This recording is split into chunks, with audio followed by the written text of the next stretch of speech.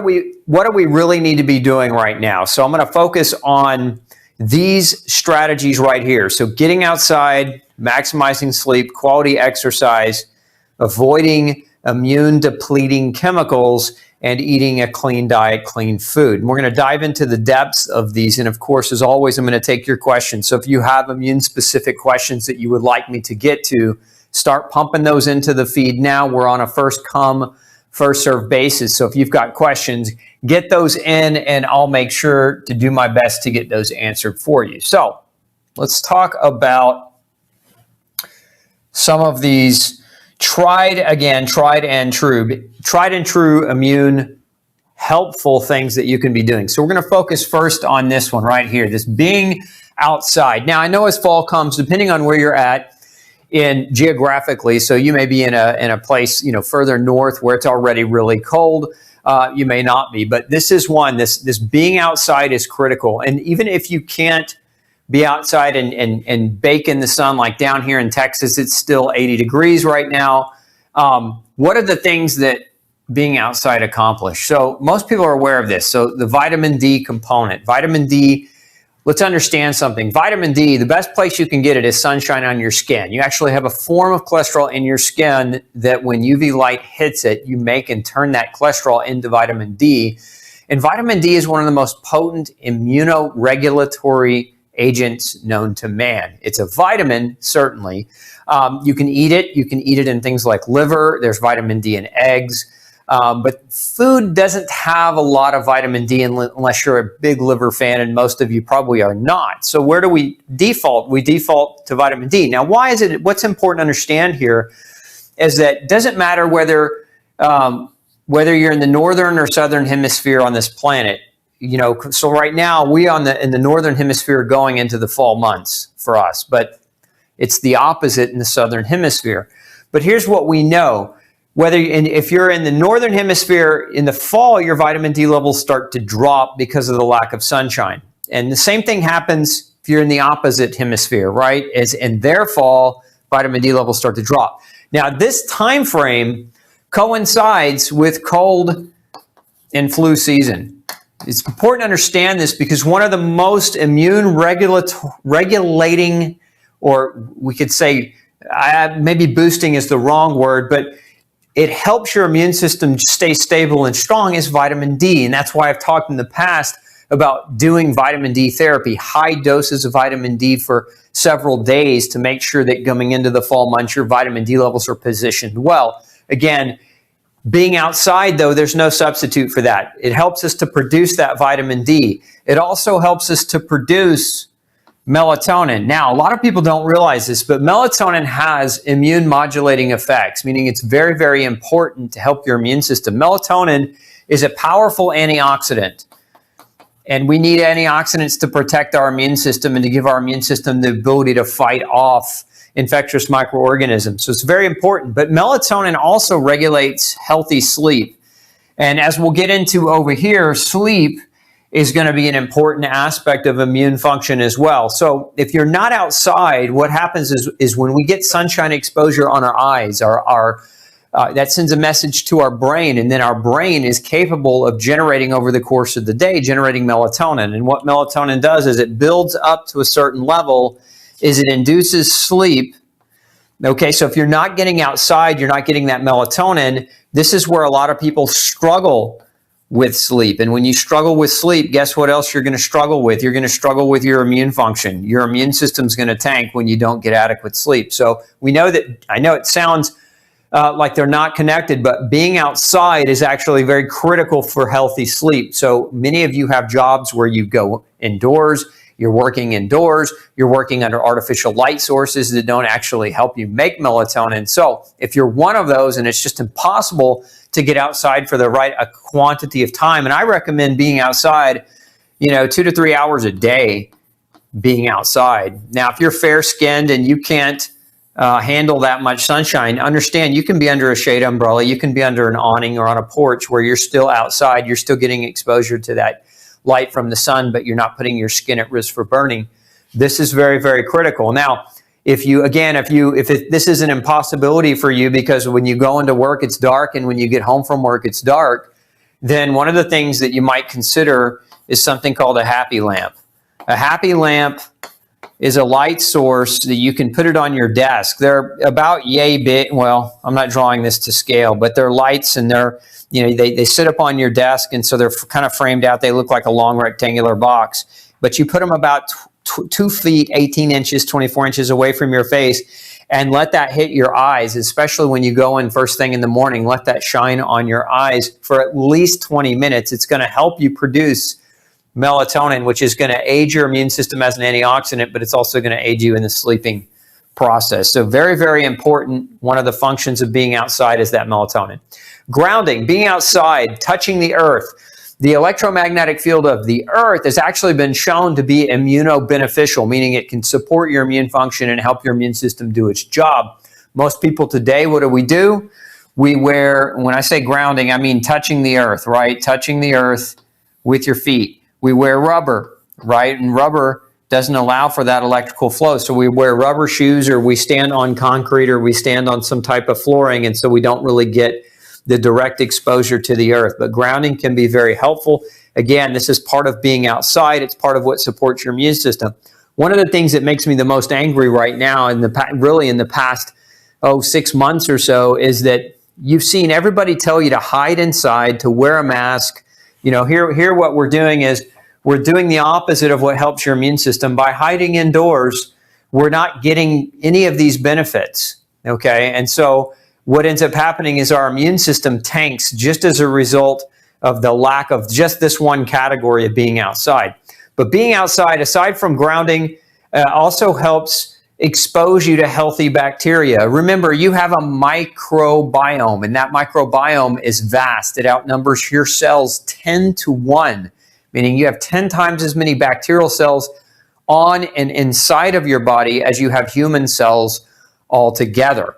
So you've got a microbiome on your skin, you've got a microbiome in your GI tract, which is what most people refer to, and your exposure to germs, your exposure to bacteria is equally important. We've talked the past few weeks about something called the hygiene hypothesis. When we talked about allergies, and we talked about immune dysfunction as a result of allergies, and we talked about being too clean, not getting exposure to healthy bacteria actually over time weakens the immune system.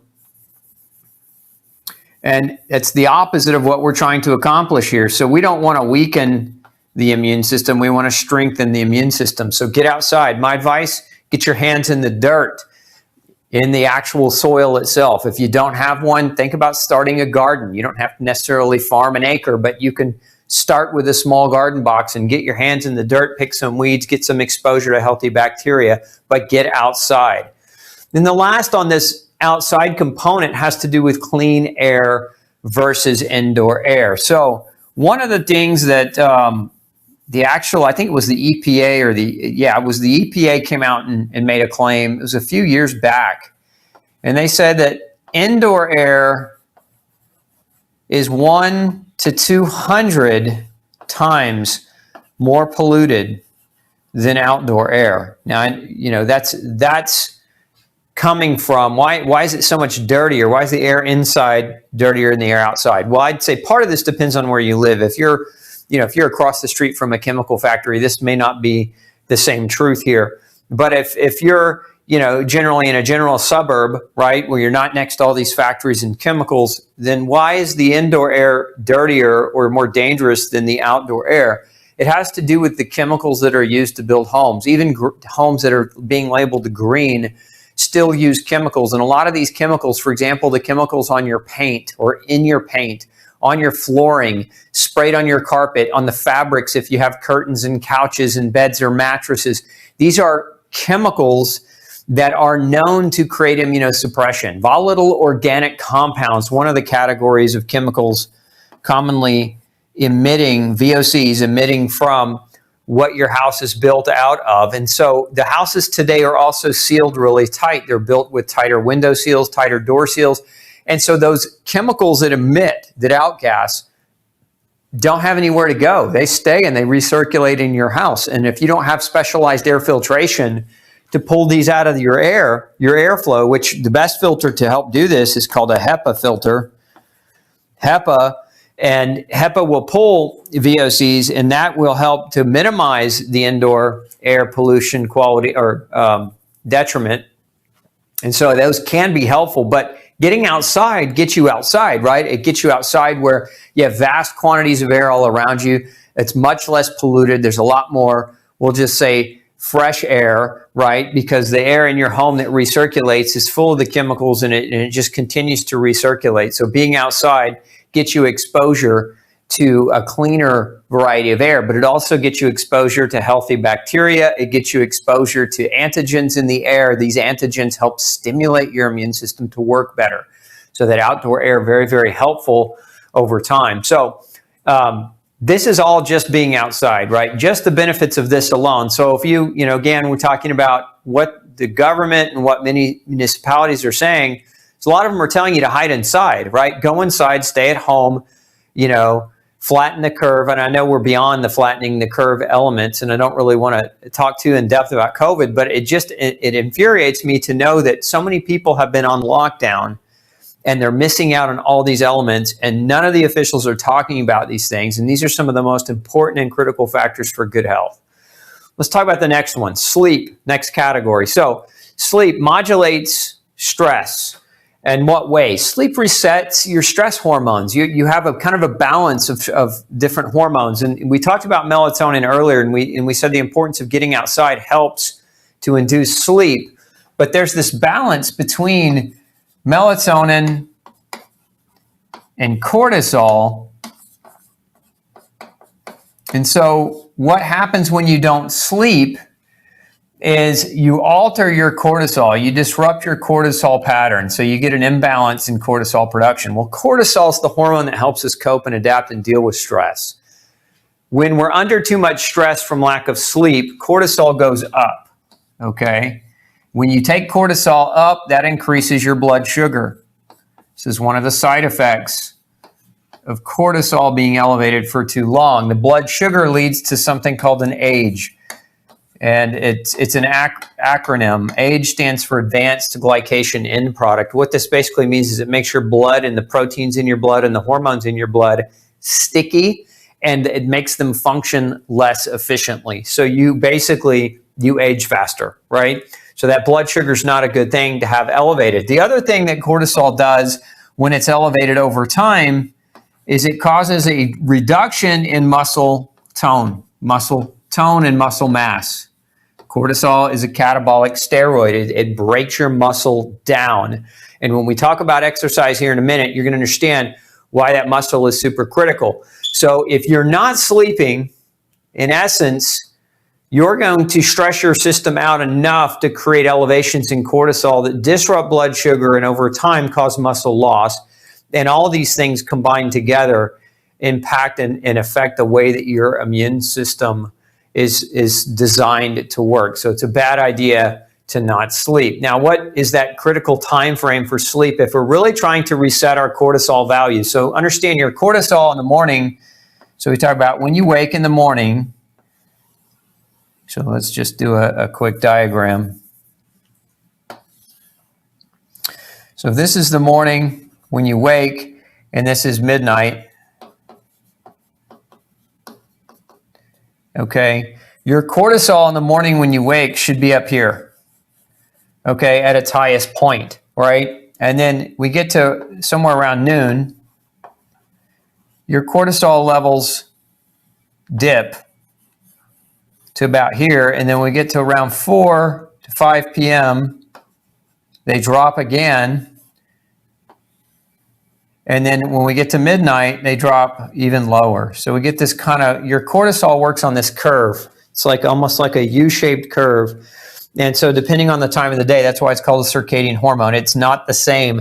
And a lot of people do this. They go to their doctor and their doctor measures their cortisol, and they only measure it at one time of the day, right? So if you're going to get an accurate assessment of whether or not your sleep is disrupted as a result of cortisol imbalance, you need to take it multiple points along the course of your day. So take it when you wake up, take it around noon, take it around 4, and take it before you go to bed.